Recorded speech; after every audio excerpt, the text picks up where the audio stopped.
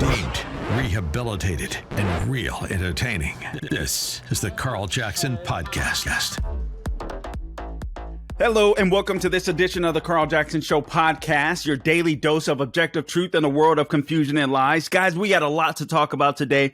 I'm going to talk about, have you heard of Hamilton 68? That is the latest Twitter file to drop. The Biden administration may end the COVID-19 public health emergency in May. I'm going to tell you why I believe they are going to do that. 11 U.S. cities are all governed by Democratic mayors, listed among 50 most dangerous cities in the world. All right, so we'll talk about that. But I want to talk about skepticism because we're going to dive big time into Hamilton 68 today. All right, here are things that you have automatic skepticism about. You guys tell me if I'm wrong. You can follow me on social media, The Carl Jackson Show. That's Twitter, Getter, True Social, Facebook, you name it, The Carl Jackson Show. Search me out there. Dating. Aren't you skeptical when it comes to dating? Who you date, man, woman, it doesn't matter. You're skeptical at first about who you date. You want to know if you can trust these people. You want to know if they're reliable, so on, etc. Carl, where are you going with this? I'm getting somewhere. All right, I promise you I'm taking you somewhere with this. Car salesmen, these are people that you're skeptical about. Gabe, are you skeptical when it comes to car salesmen? I would be if I were you, especially used car salesmen, right? We've all heard that cliche, and I believe it to be true in many cases. But you want to be skeptical about car salesmen. News media. Oftentimes, we're skeptical about news media, particularly if that news media seems to disagree with our bent. I'm preaching to somebody. We're going to talk about that when it comes to Hamilton 68 shortly. You're skeptical when you go to a friend's house or maybe a family member's house and they have a dog that looks like Cujo, and you swear that dog will not, or that person swears that dog will not rip off your head. And you're sitting there thinking like, I don't know. I don't think I want to extend my hand and find out. We're skeptical about a lot of things. We're skeptical about strangers, right? We've all been told since we were kids, don't talk to strangers, so on, etc. Except, that's virtually gone in this social media world. But nonetheless, we tell our children that, right? Don't talk to strangers. We're skeptical about fast food joints. We're skeptical about religions and cults, so on, etc. We have a lot of things that we're skeptical about. But as Americans, there's something that we should be skeptical about that we're no longer as skeptical about as we should be. What is that? That's big government. And that's what I want to talk about on this edition of the Carl Jackson Show podcast and Hamilton 68. We're going to dive deep into this. Guys, first, before I get into this, I want to tell you to please support my sponsors, MyPillow.com. Mike Lindell, the great patriot that he is, he's built a great company in MyPillow. All right, so you just go to mypillow.com, click on the radio listeners page or square at the top of the page, and then click in my name or write in my name, Carl, C-A-R-L, to get the latest deals available, deals up to 66% off, or you can give them a call, 800-858-0263, 800-858-0263. Remember, his products come with a 10-year warranty, a 60-day money-back guarantee. Right now, they got the MyPillow towels that actually work. You know, you go into stores like Target, you see these towels, they look nice, they look beautiful, they're all fluffy and thick. You get them home and you realize they suck. Well, that's not going to be the case with MyPillow towels. I promise you that. They will actually dry you. They actually work. They actually do what they're supposed to do. Right now, you can get a 6-piece towel set that includes 2 bath towels, 2 hand towels, and 2 washcloths for the low price of $39.98 when you use the promo code Carl, C-A-R-L. Click on the radio listener square, mention my name, give them a call, 800-858-0263. And don't forget, guys, times are getting rough. I'm going to be talking about the State of the Union later this week. You know that President Joe Biden, our select President Joe Biden, is going to be talking about the State of the Union next week. And so we will be talking about the State of the Union. Guys, I'm not trying to say this to scare you. I just want you to be prepared, all right? Car prices are, it's sad what we see happening. Finally, car prices are starting to go up. Some home prices are going down. But in some markets, it's predicted that Housing prices will drop as much as 25%. That's going to be a major hit in some of these areas like Phoenix and San Diego, etc. Or there can be natural disasters. Look at what happened in California recently. I want you guys to please support my new sponsors, 4Patriots, the number 4Patriots.com. They don't sell ordinary food. This is food that lasts you 25 years. This is survival superfood, all right? They're hand-packed in a family-owned business, a facility, by the way. It's a USA-made product, providing USA jobs as well, just like My Pillow. All right, their kits are compact, they're sturdy, they're water resistant, they stack easily, so you can place them somewhere out of sight, out of mind until you need them. They have different delicious breakfast meals, lunch meals, dinners. They're ready to go in just 20 minutes. All you have to do is add the boiling water, simmer, and serve. Right now, if you go to 4patriots.com, that's the number 4patriots.com, use the promo code Carl for 10% off of your first purchase, and that includes a 3-month survival kit. You'll get a year-long guarantee plus free shipping on orders that are over $97. So take advantage of this deal. Oh, and by the way, they're called 4Patriots because a portion of every sale goes to charities that support veterans and their families. So again, 4patriots.com, use the promo code Carl. All right, let's dive into the issues of the day. Before I do, there are other stories in the news that I want to make sure that I share with you today on this. Good Lord, what is today? Is it Tuesday? I mean, the news has just been so plentiful. It's hard to keep up with days, to be frank. But here are the more pressing news of the day. And guys, listen, the Tyree Nichols story is going to be out there. There's going to be plenty opining on that story. Please listen to my podcast and my take on the Tyree Nichols story. I think there is a greater threat at hand, and that is the threat that is, I don't believe people can get a fair trial in America anymore when it comes to these, once these major stories hit the headlines, regardless of how you may feel about the officers that beat down Tyree Nichols. And upon seeing the video, I do believe that they beat down Tyree Nichols. I mean, I know people could argue that he was pulling away, he should have resisted. But I got to tell you, they were operating on a 10. When in my opinion, they could have been at a level 2 or level 3 when it came to Tyree Nichols, and perhaps, and I'm not offering any excuses, but this was their Scorpion crew or whatever it was called that's now been disbanded, was designed to operate against gangsters and to fight some of the major crime inside of the city of Memphis. I believe that this reflects a problem with leadership, and I also believe that this reflects a problem that we see in the black community. I know a lot of people won't see it that way, but I think black on black crime, this idea that you always got to be tough, hard, go harder than sometimes it's insane. And I do think it played out there.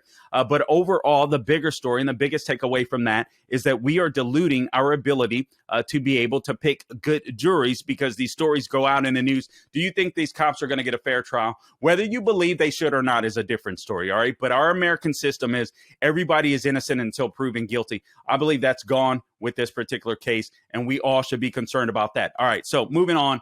When more news breaks upon that, we'll talk about that story as it goes on. But the major issue that I do want to get to today is obviously Hamilton 68. The news media doesn't want you to hear about this. They want you to be focused on Tyree Nichols' story. And the Tyree Nichols story, sad, tragic. It should not have happened. All right. But it is a local Memphis story that race pimps and politicians are trying to take advantage of. All right. And I'm not going to do that here. That's not how I roll. My goal is to bring you the objective truth and to help you to see the bigger picture when it comes to restoring constitutional principles inside and Judeo-Christian values inside of the United States of America. So here's one story that I think is very important that hit the tip sheet today. Minnesota passes an extreme abortion bill. Guys, listen, even if you consider yourself pro-choice, I don't know how you can, but even if you do, this should disturb you. This from Fox News, the Protect Reproductive Options Act passed the Minnesota Senate 34-33 Saturday after Republicans had unsuccessfully tried to amend the bill 35 times. The bill states that, and I quote, "Every individual has a fundamental right to make autonomous decisions about the individual's own reproductive health," close quote. Opponents disagree. arguing the bill establishes a right to abortion up until the moment of birth. That's scary. Republicans attempted to amend the bill with guardrails, quote unquote, that would restrict abortions in the third trimester. I mean, they were going for late term abortion, but these people want to kill the baby after they name them. This is insane. But the newly elected Democratic majority blocked their amendments. This from Daily Wire. Late term abortions are often performed by using gruesome procedures that can include crushing or dismembering the baby before it is removed from the mother's body, or in some cases, injecting a lethal drug or into the baby's heart. I challenge everyone out there listening to go to youtube.com and look for a video called The Procedure. The Procedure. Eric Metaxas, our colleague at Salem Radio, was promoting that video. It is a cartoon based on a real life late term abortion.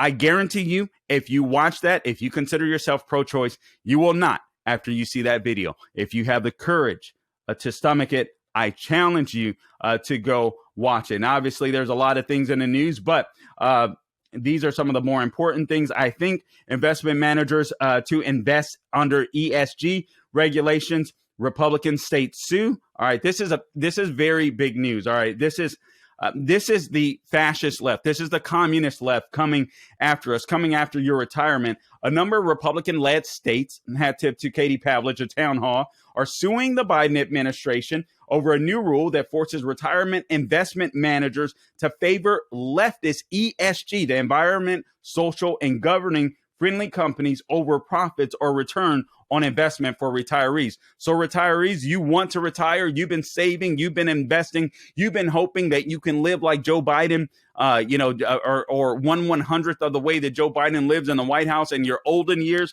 Well, that might be taken away if you've invested for the sake of saving money and making a profit so that you can live out your olden days very comfortably. Well, the Biden administration has something else to say about that.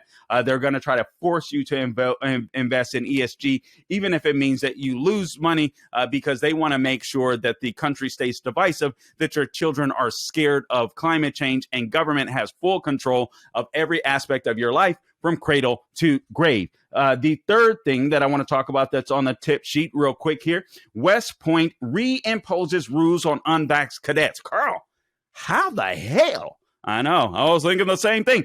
How can West Point reimpose rules on unvaxxed mandates when I have this headline right here in my formerly fingerprinted fingertips from Just the News that says the Biden administration is going to end COVID-19 public health emergencies in May?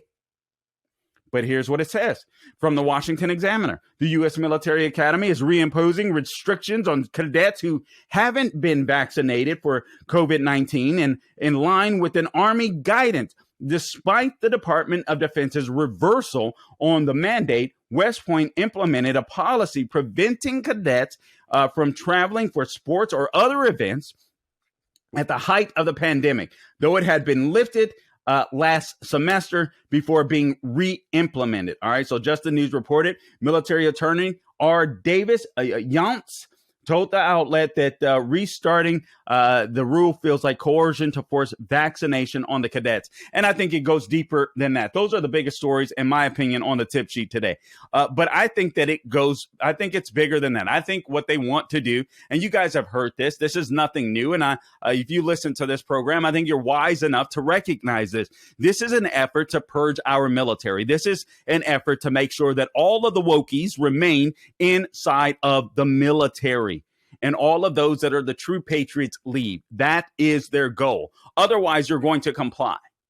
Now, so why is it that the Biden administration would be ending the COVID-19 public health emergency likely in May, despite this going on in the military? Again, this is to purge the military. That's what's happening there. And what's happening here is the fear Biden has of losing in 2024, or the left has. These lockdowns are no longer working for Americans. Americans are up to the game. Did you guys see last night on Tucker Carlson? Pfizer basically admitted that the guy that they claim, or the video from Project Veritas that everyone was claiming was a lie. You can't even find it if you search for it on Google anymore. but the one of the directors, one of the executives at Pfizer, out on a date, just spilling the beans about basically how Pfizer is doing gain of function. Everyone was denying it, and now Pfizer has come out with a statement admitting that they do just that. All right. So it wasn't a lie. And the guy wasn't lying. He knew too much to be lying on that video. That was very detailed and specific information that not anyone is going to know. All right. So now, getting to this story, hat tip to Just the News, the Biden administration to end COVID-19 public health emergency in May. The Biden administration will end the COVID-19 public health emergency on May 11th. This, according to the Office of Management and Budget, announced Monday. What's wrong with that first sentence? I'll tell you what's wrong. This bureaucracy, the deep state. I don't like using that term. I never liked using that term, but I find myself using that term now because it's just the easiest way to explain what's going on within these major bureaucracies that exist and that are running the show behind the scenes, that are circumventing the power of we the people. So again, on May 11th, the Office of Management and Budget announced on Monday that the COVID mandate is coming to an end. Quote, this from the OMB statement, not from Biden, not from the White House, not from the executive, not from legislators, but the COVID-19 national emergency and public health emergency were declared by the Trump administration in 2020, quote unquote. This is from the OMB. Now, why is the OMB taking it back to Trump? Why are they making sure that they mention that? Listen, it is factually true, but they want to make sure that they take a dig at Trump. They know that these lockdowns have become so popular, that these things have become toxic. The way that they've treated people, the way that they've treated employees, people that were forced to lose their jobs or walk away from their jobs or comply and get the jab, right? And now they're concerned about adverse effects of the jab. All right, so the OMB goes on to say they are currently set to expire on March 1 and April 11th, respectively. At present, the administration's plan is to extend the emergency declarations to May 11th and then end both emergencies on that date. The government has extended the emergency without interruption since its initial declaration in 2020. So they want to conflate the government, Trump's administration, with Biden's. Trump, I think it was a couple of weeks after the lockdowns had occurred, after he imposed this emergency or ran with this emergency health thing, this national emergency or whatever for COVID. The blue states continued to run with it. Some red states ran with it for a little bit, but the federal government has run with this health emergency crisis all along, continuing to use this national health emergency. What's the word that I'm looking for? Narrative has allowed the federal government to have more power than they normally would. The same is true for state governors and legislators. So that's why they've been using it. But they want to make sure that you think, okay, it was all government, all federal government. All that Biden was doing was what Trump was doing. No, Trump wanted the economy to be reopened. Biden and the Democrats held on to this for as long as possible. All right. It goes on to say earlier this month, House Republicans introduced a bill to end the Department of Health and Human Services emergency declaration, calling such a move long overdue. They're getting rid of it. Republicans are in charge of the House. This is toxic for them going forward. So they're going to get rid of it. The Pandemic is Over Act, I love this, appears to reference remarks President Joe Biden made asserting the pandemic had ended. And this is what Republicans have to do. Language and rhetoric. A lot of people look at language and rhetoric as a bad thing. Oh, that's just rhetoric. That's just rhetoric. No, you need both. You need the ability to be able to speak clearly, communicate your positions clearly, and sometimes that is using effective rhetoric. But you also have to have a game plan for governing, and you need to be a person of conviction, in my opinion. All right, now getting back to Democrats are destroying. And honestly, okay. So let me say this: I started off that little short, if you will, at the beginning of the program about skepticism. Guys, listen, I don't care which party you're in. It's good to have a healthy skepticism of your federal government. That's what the founding fathers had. That's what the founding fathers essentially embraced. You, the people, the regular individual, is bigger than government. But if you're never skeptical of government, if you keep ceding power, if you keep ceding your own authority to the federal government, eventually you'll have no authority. You'll have no say. And this is what the founders recognized. This is what the founders got right. This is what you need to fight for on a daily basis. The fight for liberty is not a every election cycle thing. The fight for liberty is a daily battle. It's just like if you're a person of faith, working out your salvation every day. There's obstacles that are going to come your way. There's temptations that are going to come your way and my way. Frankly, sometimes we fall to them, and sometimes, Lord, just give us enough strength to get through this day, to get through this moment. What do you want to use me for? What do you want to say through me? Or, just how can I get through this day? Have grace, have mercy, so on, etc. Well, this is what the founders envisioned when it came to government. We need to constantly be asking ourselves, are we ceding power to the government, or are we taking power back from the government? Now, that isn't to say, and I don't want to conflate this with, there's areas of the government in which, when it's law, we submit to. Romans 13 teaches us that. But whenever the law conflicts with the Bible, then we don't submit. All right. And that's the way things work. But have a healthy skepticism of government. One of the things, I'm not a conspiracy theorist. It would drive me nuts when people would call my shows with these or my show back in the day with conspiracy theory. However, the way things are today, everything that seemed to be a conspiracy theory or so-called conspiracy theory, especially when you look at Twitter files and what's dropping, and we'll get to Hamilton 68 in just a second here. A lot of the stuff that was so-called conspiracy theory is straight up true. All right. So listen, nowadays, there's a lot of stuff that I'll listen to today where back in the day I would have said, that's crazy. Come on, let's not go there. Now I'm like, we may have to look into this. It's insane where we've gone.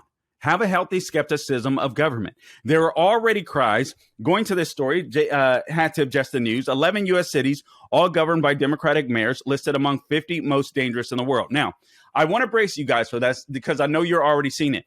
And I'm going to caution you, those of you that are listening to this podcast, Carl Jackson Show podcast. Make sure you subscribe. Guys, please, we need followers on YouTube. It will definitely help us move up the chain. It'll help more people see us, hear us, so on, etc. So subscribe at our YouTube channel, thecarljacksonshow.com. That is thecarljacksonshow.com. Listen to the podcast wherever you get your podcast. And please like and share the podcast. We would really appreciate it. Rumble.com is where you can see the video as well. Social media, The Carl Jackson Show is where you can find me. All right, so just the news, 11 U.S. cities, all governed by Democratic mayors, listed among 50 most dangerous in the world. And what I was getting to is you're hearing arguments from the left and the right, man, how we need this police training and so on, etc. There may be some police training needed. I think it needs to be done at a local level. I'm sorry. I'm already hearing there's a headline that I was going to get into today. I think I'll save it for another day. But there's a headline of Senator Tim Scott talking about, listen, if Democrats are the one that threw, let me see if I can find it. I don't want to get this headline wrong. It's from the Hill. Let me see here. And it is Scott says Democrats are to blame for the failure of police reform legislation. Well, what the hell does that mean? Carl, well, there should be uniform training all across the country. What is it? Unanimity? I don't even know the word. Okay. Does the federal government have to step in to do that? No, they don't.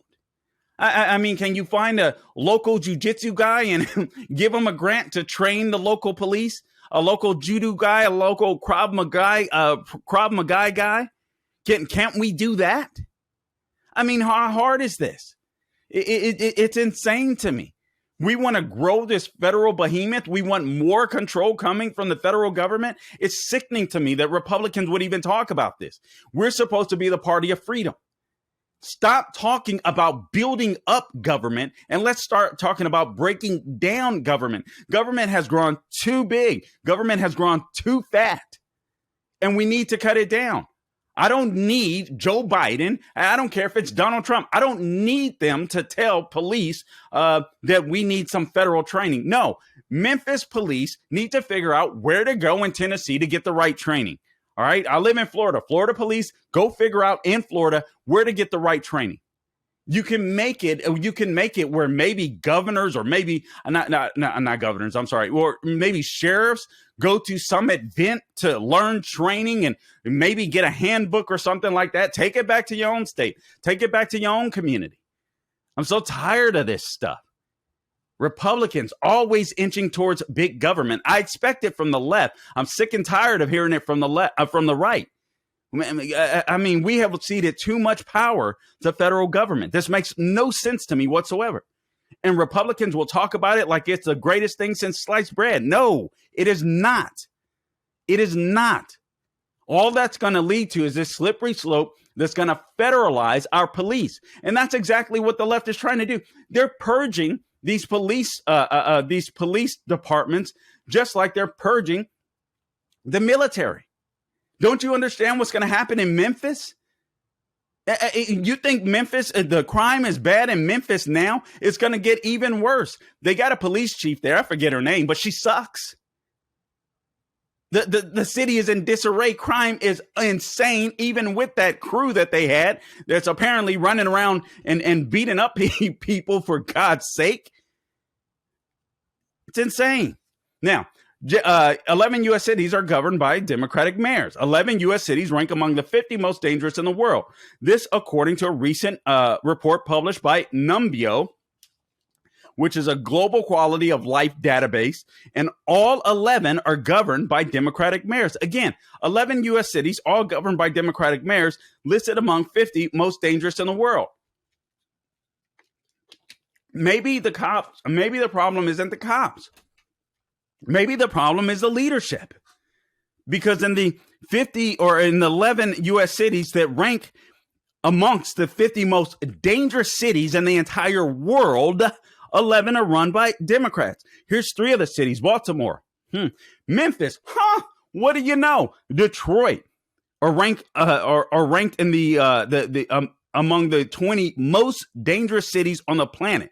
Baltimore, Memphis, and Detroit. They beat Chicago. The 3 cities have more in common than just violent crime. Again, all 3 run by Democrats. Baltimore ranks number 15 on the annual dangerous cities list. Memphis and Detroit come in at number 18 and 19. Brandon Scott, just 38 years of age, is the mayor of Baltimore. You have Jim Strickland Jr., an attorney and a politician, is the 64th and current mayor of Memphis. And then you have Mike Duggan, is currently serving as the mayor of Detroit. These are the worst cities inside of the United States, and rated amongst the top 50 most dangerous cities in the world. Right here in the United States. That should not be. But the problem is we're voting for Democrats. All right. 2 more U.S. cities run by Democrats are among the 30 most dangerous in the world. That is Albuquerque, New Mexico. I'll be honest with you. I had no idea that Albuquerque was that dangerous. Tim Keller is the mayor there, the 30th mayor there. St. Louis, that's obvious. You have Tashwara Oneida Jones. I don't know how to pronounce her name or his name. I'm assuming that's a female that has served since April of 2021. Tracking before, wide view yields a still grimmer perspective for Democrats. Another 6 Democrat-run cities among the world's 50 most dangerous: New Orleans, Oakland, California, Milwaukee, Chicago, Philadelphia, Houston. All of these are run by Democrats. What does that tell you? Maybe policing isn't the problem. Maybe it's just Democrats running our cities. These people that are woke, these people that are so concerned with race and everybody's feelings instead of applying the law equally across the board. These people that are so concerned to be people pleasers rather than God pleasers. As I tweeted out today, follow me on Twitter, The Carl Jackson Show, or at Carl Jackson Show. I mean, this is something that we need to consider. And Numbeo's report contains both the crime index, what they call a crime index, and a safety index. All right, so the crime index is an estimation of overall levels of crime in a given city. The safety index is considered very safe. So crime index, overall, the overall crime in a given city. Safety index, You can go from being a very safe city to not so much. A city with a high crime index is considered the opposite of a safe city. So if a city's crime levels are lower than 20, for instance, this is considered excellent. All right. Crime levels between 20 and 40 are considered good. Crime levels between 50 and 60 are considered moderate. Crime levels that are 60 and 80 are considered high. Crime levels higher than 80 are considered do not move there. All right. They're considered dangerously high, or get the hell out as soon as you can. The safety index, meanwhile, is ranked in the completely opposite way. The scores higher than 80 indicate the city is very safe. Scores under 20 indicate the city is borderline uninhabitable. So Baltimore has a crime index of 75.5. That's almost inhabitable.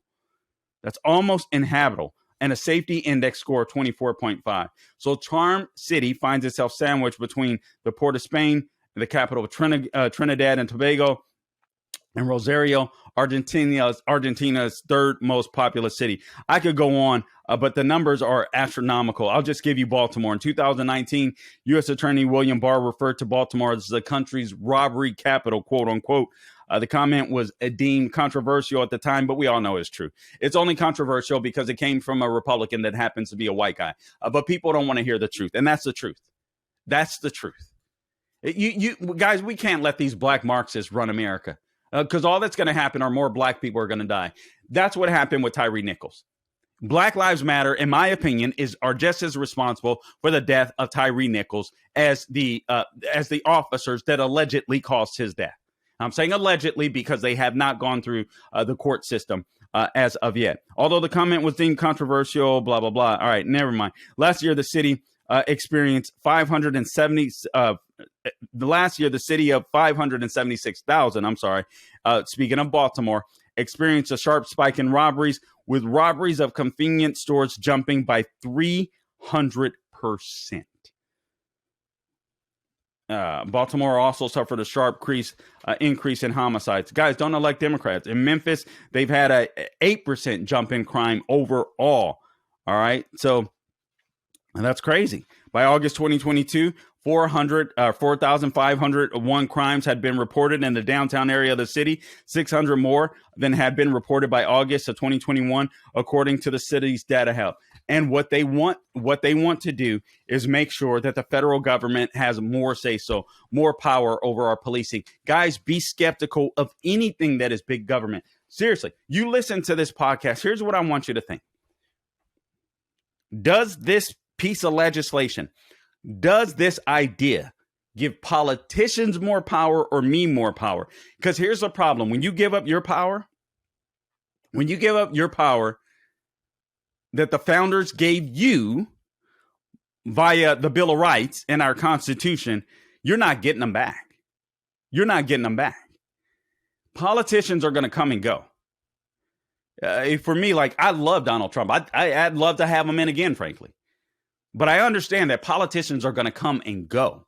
So when they come in, and frankly, I'm not mad at DeSantis either. A lot of people are Trump versus. I'm not that guy. I love Donald Trump. I want him to be the next president. I want DeSantis to come in afterwards. But I understand there's going to be a fight for the death, for the life of America. So whoever is going to get in there has got to have a spine of steel. We know that Trump has it. I think DeSantis has it too. But I think Trump's got some unfinished business. I don't care about the tweets. I don't care about the personality. I take that back. I do to a certain extent. It annoys the crap out of me at sometimes. But sometimes I think they're very effective too. But bottom line is we need somebody that's going to go in and fight for us. And I don't care about the name. I want power for myself. You should want the same thing. Who's giving you or who's restoring your power? That's the question you should be asking. Is government getting bigger? Is government getting smaller? In other words, are politicians gaining more power or am I gaining more power?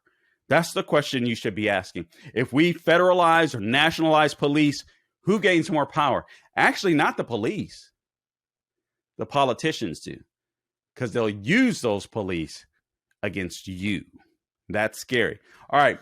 Now, Hamilton 68. But before I do, guys, I want to remind you to please check out my sponsors, mypillow.com, a 10-year warranty, 60-day money-back guarantee on all of their products. All you have to do is go to mypillow.com, click on that radio listener square at the top of the page, all right?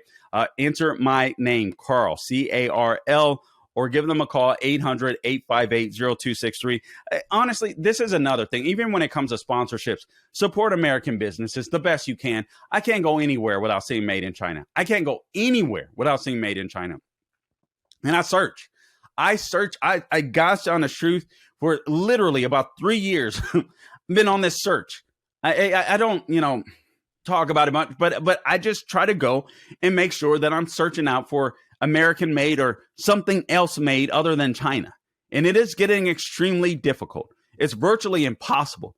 We need to restore manufacturing in the United States. It's insane.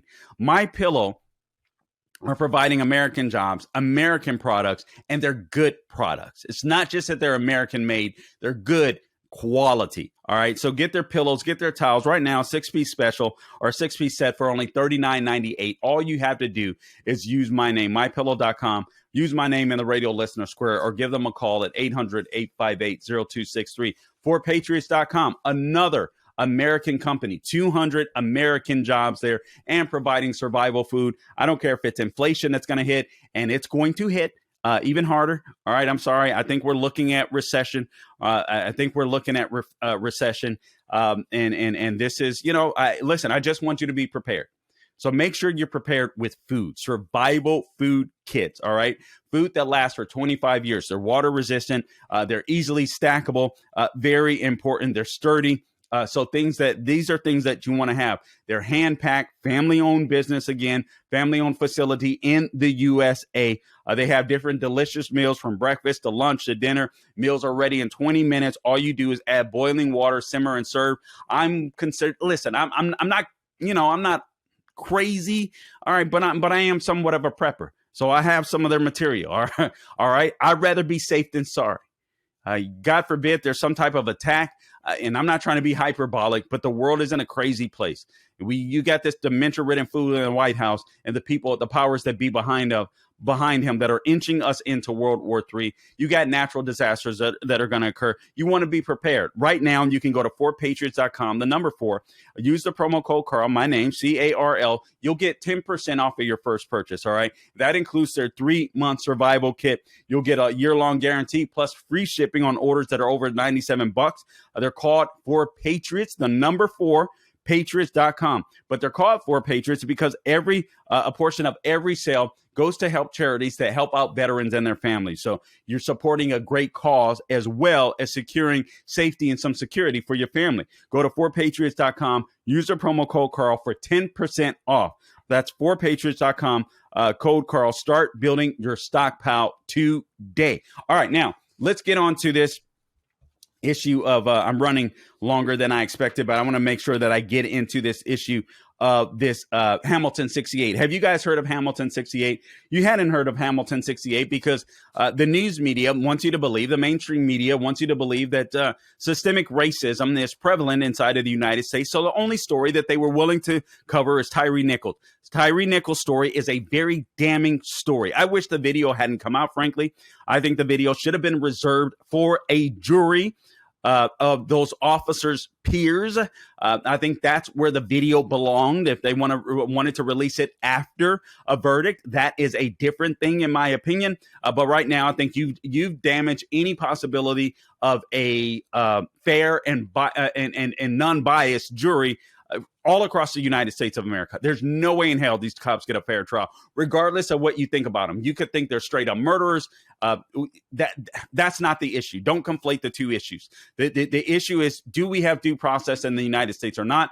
I'm afraid that cases like this that are blown up in the media, albeit tragic, Tyree Nichols should be alive.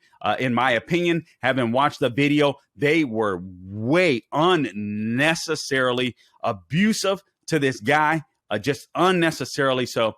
However, I wish I hadn't seen the video because these guys should have their day in court.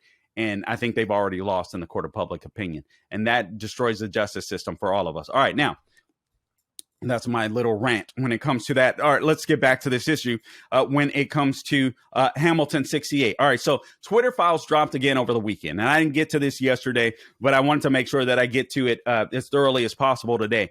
Guys, they knew all along. You guys know all the Russian bot stories that you heard. Completely bogus. They're completely bogus. And Twitter execs knew it all along. They called it out within the walls of Twitter all along, but went ahead and just capitulated to the narrative that was being promulgated by the quote unquote deep state and media. It's insane. Former FBI counterintelligence, this from Matt Taibbi. He wrote a column. Besides, you can go to M. Taibbi at Twitter. I'll be retweeting the Twitter files today, so you can check me out, actually, The Carl Jackson Show on Twitter. Twitter, Getter, Instagram. Please follow us on Instagram, too. We're putting up a lot of video for you there, putting up some shorts there. If you check us out on Instagram, I would appreciate it. The Carl Jackson Show on Instagram. All right, so former FBI counterintelligence agent and disinformation, quote unquote, expert Clint Watts was a spokesman for Hamilton. Hamilton, Carl, what is Hamilton? What is Hamilton 68?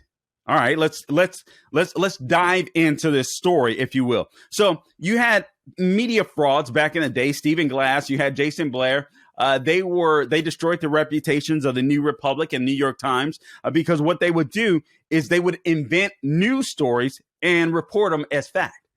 And they would infiltrate these stories into the New York Times. Well, thanks to Twitter files now, according to Matt Taibbi, we can welcome in a new club. That is Hamilton 68. So Hamilton 68 was an often cited neoliberal, if you will, new liberal think tank. All right. Bipartisan, so to speak, think tank, but leaned left, no doubt about it. Well, they spawned hundreds of headlines out there. Now, they were all fraudulent. This is what we're finding out through the Twitter files. All of these headlines that they spawned. In other words, Hamilton 68 was like, think of the Drudge Report or Real Clear Politics. You go there, you get your headlines. That's where, I'll go to places like this. I'll get my headlines, get the stuff that, I look at and I'm like, just the news, whatever it may be, the Blaze, whatever. You go get these sites that have all of these stories linked there, all of these headlines, and one of them strikes your interest. You click on them. Well, this is what was happening with Hamilton 68. The problem was the headlines were fake. An abundance of the news outlets were getting their headlines from Hamilton 68. It's insane. So they spun off hundreds of fraudulent headlines, according to Matt Taibbi. TV news segments that may go down as the single greatest case of faux fabulism in America. Listen, virtually every major news organization in America is implicated, according to Matt Taibbi. NBC, CBS, ABC, PBS. Why are we paying for PBS? CNN, MSNBC, the New York Times, Washington Post, Mother Jones alone did at least 14 stories that they pegged to the group's research, quote unquote. Speaking of Hamilton 68, again, Hamilton 68 being a think tank, like Heritage Foundation, Daily Signal, so on, etc. Even fact-checking sites like PolitiFact and Snopes cited Hamilton 68. Think about that. PolitiFact, right? In search of the facts, supposedly. And Snopes cited Hamilton 68. And what we now know are the headlines were completely fake. There were no Russian bots. Hamilton 68 were purveying this narrative that there were a bunch of Russian bots supporting the Trump campaign, supporting Tulsi Gabbard's campaign, supporting Bernie Sanders' campaign. For all of you left-wing radicals out there that love Bernie Sanders and think he's a regular socialist that happens to have several homes and so on, etc. Excuse me. So what exactly is Hamilton 68? I think I pretty much explained it and who created it, but I want to give you Matt Taibbi's explanation. Hamilton 68 was and is a computerized dashboard. It's designed to be used by reporters and academics to measure Russian disinformation. So their headlines covered Russian disinformation, all right? It was the brainchild of former FBI agent. Isn't that weird? Former FBI agent. There we go again. And current MSNBC, disinformation expert. MSNBC has a disinformation expert, a guy by the name of Clint Watts. The brainchild of former FBI agent current MSNBC disinformation expert Clint Watts. Just think about that. This revolving door that exists between these bureaucrats or these bureaucratic agencies, institutions, the deep state, if you will, in Washington, D.C., the incestuous revolving door that exists between big tech, big media, big corporations to scare the crap out of all of us that claim to love a free country. It's scary. Clint Watts, and also backed by the German Marshall Fund and the, listen to this, Alliance for Securing Democracy. Isn't it fabulous how the left comes up with the best names ever? And they're a, quote, bipartisan think tank. Yeah, I'm sure they are. So the latter's advisory, speaking of the Alliance for Securing Democracy, their advisory panel includes, listen to this, former acting CIA. Isn't it amazing? FBI, CIA, how these people want to be involved in distinguishing the news stories. It's amazing. So former acting CIA chief Michael Morrell, former ambassador to Russia, Michael McFaul. You had former Hillary for America chair John Podesta. He's not evil. And one-time Weekly Standard editor Bill Kristol, who has lost all credibility for his entire career, as far as I'm concerned. The Twitter files expose Hamilton 68 completely as a sham. The secret ingredient in Hamilton 68's, listen to this, analytic method was a list of 644 accounts supposedly linked to Russian influence activities online, quote unquote, to Russian influence activities online. So these Russian bots, Twitter, how many people does Twitter have? On Twitter, over 250,000 people or so more, I believe. 644 accounts. This is what the mainstream media was going nuts for. 644 accounts. But it gets worse. I want you to remember that number. 644. It was hidden from the public, but Twitter was in a unique position to recreate Hamilton's sample by analyzing its application program interface a request, which is how they first reverse engineer, quote unquote, Hamilton's list in late 2017. So Twitter execs were suspicious of Hamilton 68. Why were they suspicious of Hamilton 68? They were suspicious of Hamilton 68 because so many news headlines were coming from Hamilton 68. Twitter ordered a forensic analysis. That's what happened. Twitter had a secret blacklist, or basically Barry Weiss talked about their secret blacklist last month. Now, Matt Taibbi says, here you see, and if you go to the Twitter thread, The Carl Jackson Show, it'll be up there. Categories on Twitter, The Carl Jackson Show on Twitter. The categories ranging from trends blacklist, search blacklist, NSFW, high precision, don't know what that means. Twitter was checking to see how many of Hamilton accounts were spammy, phony, or bot-like. Note that out of 644, remember, 644, told you to remember that number. You know how many were actually registered in Russia?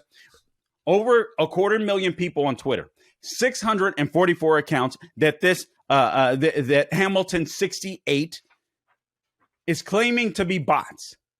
News medias, the biggest names in news media outlets, are getting tons of their information and headlines from Hamilton 68 and feeding it to their dumb behind viewers. I'm sorry, their low information viewers.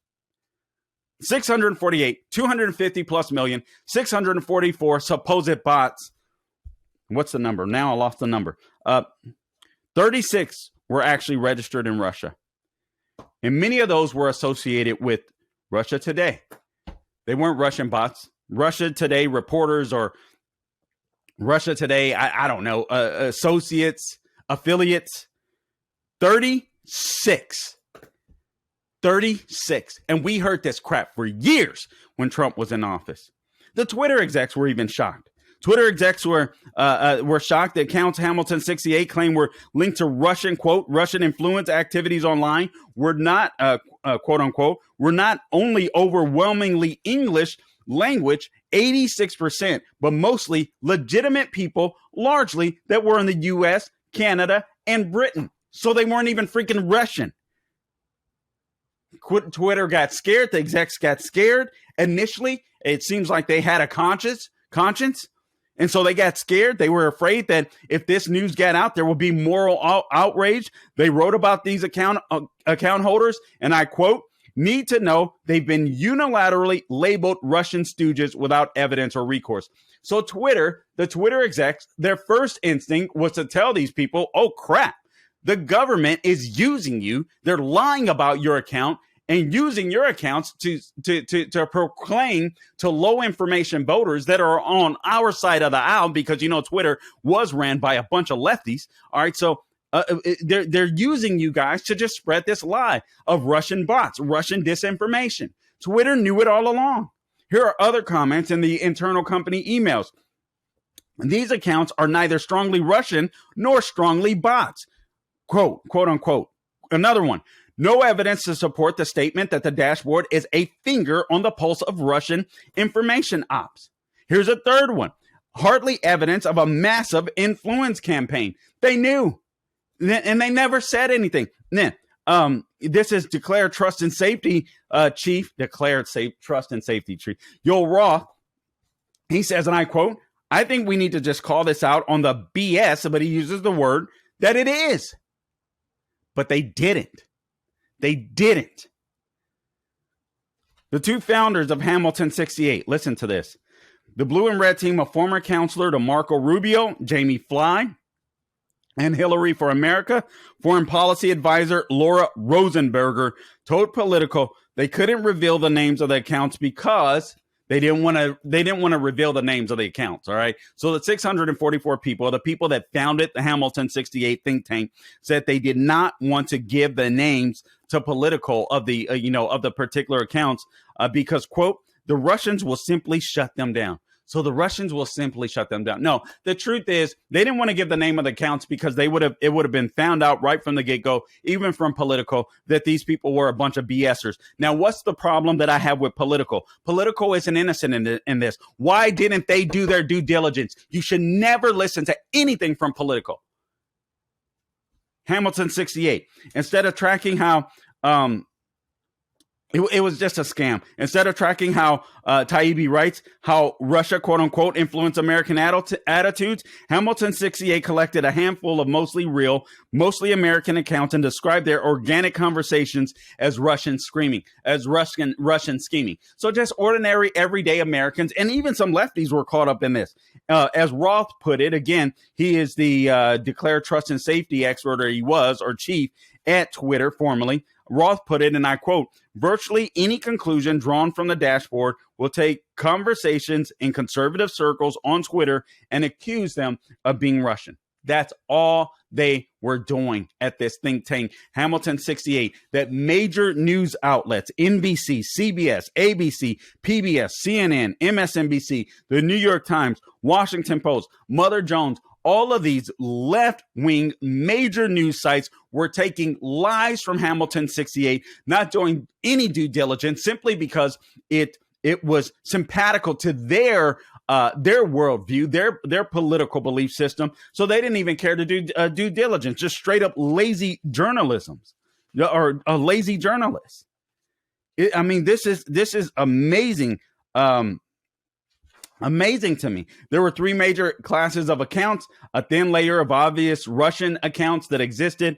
Those were the 30-something, 36 or whatever it was. Then the larger pile of real people from Western countries, followed by a percentage somewhere between a fifth and a third of, quote, lower user state, near dead, spammy, all right, accounts that didn't accumulate followers and, quote, do not have a very wide reach on platform, close quote. So Twitter executives observed that the zombie accounts were not amplifying the real accounts. Listen to this. Instead, let me read that again, because this is very important for you to get. Twitter executives observed that the zombie accounts, the ones that didn't have real reach on the platform, all right, were not amplifying the real accounts. Instead of, say, a group of Russian accounts boosting Trump messaging, it was a reverse. So instead of Russian accounts boosting whatever Trump was saying, all right, trying to get Trump to win, it was the opposite. A bunch of real Trump accounts were simulating Hamilton's assertions about Russians. So some Trumpsters got duped by Hamilton 68 that were spreading the disinformation. You see how convoluted this crap is? The selection of accounts is bizarre and seemingly quite arbitrary, wrote Roth. They, quote, appeared to strongly preference pro-Trump accounts, which they use to assert that Russia is expressing a preference for Trump, even though there's not good evidence any of them are Russian. They knew. Even Twitter execs were stunned to read who was listed. Dennis Michael Lynch, David Horowitz were some conservatives. Consortium editor Joe Lauria, who's a progressive, was mentioned. It's crucial to understand that the list captured not just Trump supporters, but even liberals or a range of political dissidents. So even if you were on the left and you were like, oh, this doesn't seem right, you were going to be a Russian bot. Oh, man. And the Hamilton 68 victims were in the dark. I call them victims. There should be a lawsuit if that think tank earns any money. There should be a lawsuit, no doubt about it. Matt Taibbi contacted several people. Oh, here are more people, or here are more hashtags, if you will, and things that get caught up in the Russian bot story that was totally fabricated, right? On online discussions. Brett Kavanaugh hearings, Tulsi Gabbard's campaign, a hashtag release the memo, Parkland shooting, Donald Trump's election, walk away, I stand with Laura, or hashtag walk away, hashtag I stand with Laura, U.S. missile strikes in Syria, Bernie Sanders campaign, Blexit movement with Candace Owens and Officer Tatum, Democrats' calls to, quote, fire National Security Advisor H.R. McMaster, attacks on the Mueller investigation. These were supposedly Russian bots. Amazing. Matt Taibbi contacted several people on there. They had very interesting things to say. Some people were straight PO'd. Some people were in absolute and utter disbelief. Basically, this is, I won't go through all of the stories, all of the anecdotal stories, but a lot of people just could not believe that they, just regular old Americans, this Hamilton 68 were using their accounts to say they were Russian bots. This is digital McCarthyism, as Matt Taibbi puts it. Says here, I just want to read through this. Levich's tale is that at the heart of what is so sinister about Hamilton 68 campaign, this was digital McCarthyism, he says, taking people with dissident or unconventional opinions and accusing them of un-American activities. The peculiar twist of the Hamilton 68 version of McCarthyism is that instead of targeting leftists, all right, instead of targeting leftists, the bulk of the real accounts involved conservatives with handles like Ultra MAGA, Dog Mom, and Classy Lady for DJT. even at Twitter, where open conservatism is basically non-existent, they recognize that Hamilton 68 were simply taking organic Trump supporters and chatter and describing it as Russian scheming. So they knew all along. And then you have people like this, Joel Roth again. The site falsely accuses a bunch of legitimate right-leaning accounts of being Russian bots. Why didn't he say anything? Why didn't he say anything? No courage or conviction, no spine. Roth put it, getting traction, quote, around partisan trends to assert that any right-leaning content is propagated by Russian bots. And then you have academia. This was an academic scandal as well. Harvard, Princeton, Temple, New York University, George Washington University, and other universities promoted Hamilton 68 as a source to their students, no doubt. Perhaps most embarrassingly, multiple elected officials promoted the site, including Dianne Feinstein, expected for her, James Langford, Republican, Oklahoma. I'm not a big fan of his. He does some great things, and then he does some things where you're like, where did that come from? Richard Blumenthal, Adam Schiff, expect that. Mark Warner were among the offenders. Though it is easy, and I'm quoting from the column from Matt Taibbi, though it is easy to see how it could be infuriating to be put on such a list, one veteran I spoke with had to leave the room and take a deep breath before coming back to the phone. The broader damage was to society, he writes, which was subject to near daily news reports using this quote, the Russian bots are coming, close quote, format. These stories are still having a huge impact on American culture and politics and played significant roles in the 2018 and 2020 election cycles, placing downward pressure, listen to this, on Sanders, on Trump, just like I mentioned, and on Tulsi Gabbard's campaigns, while boosting the likes of Joe Biden's campaign. Frequently depicted as a, quote, target, unquote, of Russian bots, when he was a beneficiary of the false narratives that existed that Hamilton 68 were creating, and the media was just eating up. He says, in the wake of any online controversy, be it the Colin Kaepernick saga or gun control debates after mass shootings, reporters raced to claim Russian bots were trying to sow division, often using Hamilton, an outfit like it, to bolster their claims. Worse, the site pioneered a new form of fake news, which reporters at organizations like Mother Jones, The Washington Post, CNN, and MSNBC ate up for two reasons. One, they tended to be politically simpatical with the site's conclusions. I said that. The Daily Beast didn't need a push to claim Russian bots were pushing Trump flash mobs in 17 cities. And two, it was just easy content. Just go there. You're a left-wing media site. You're not curious at all. Just go there. On the third point, Twitter is not guiltless, though people like Roth wanted to go hard at the fabulous. He says, my recommendation at this stage is an ultimatum. You release the list or we do. He wrote, ultimately, people like future White House and national security spokesman, Emily Horn advised caution. We have to be careful in how much we push back on ASD publicly.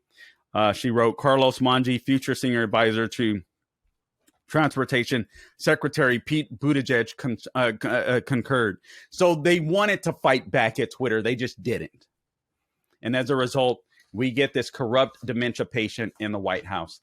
Guys, listen, I appreciate you listening in to this edition of the Carl Jackson Show podcast. Please subscribe to all of our social media, wherever I am. I'm on Instagram. I'm on Twitter. I'm on Facebook. Just search the Carl Jackson Show. We really would appreciate that. That will certainly help us to grow, certainly help us to get our message out. We really do appreciate that. Also, please be sure to subscribe to our YouTube channel, The Carl Jackson Show on YouTube.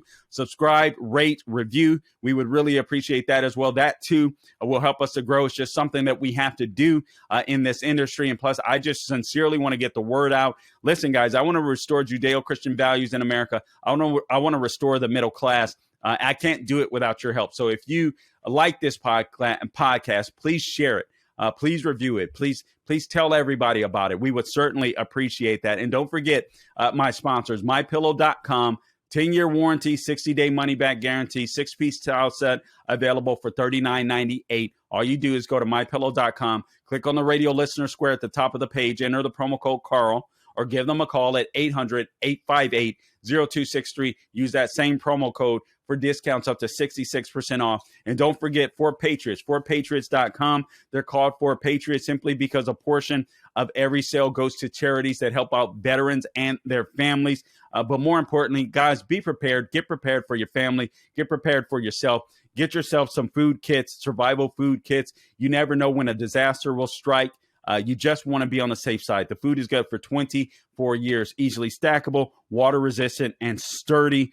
So right now, you go to forpatriots.com. That's the number 4. Use the promo code Carl for 10% off of your first offer or first purchase. That includes a 3-month survival kit that's available there at the site. You also get a year-long guarantee plus free shipping on orders over $97.